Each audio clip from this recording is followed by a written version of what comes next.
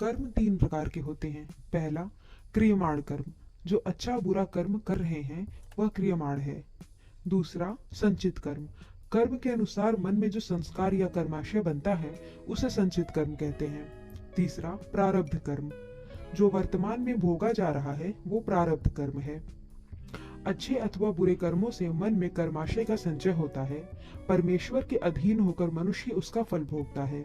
जो वर्तमान में हम कर्म फल भोग रहे हैं उसको प्रारब्ध कहा जाता है, और परमात्मा जब किसी कर्म का फल भोगाते हैं और व्यक्ति की बुद्धि भी फिर उसी प्रकार की बना देते हैं, चाहे वो पुण्य कर्म के अनुसार फल हो या पाप कर्म के अनुसार। कर्म के प्रभाव के कारण मनुष्य की बुद्धि भी वैसी ही हो जाती है। जैसे कोई गरीब कुशाग्र बुद्धि का होकर उन्नति को प्राप्त होता है और साधन संपन्न व्यक्ति गलत निर्णय लेकर दुख रूपी कर्म फल भोगता है।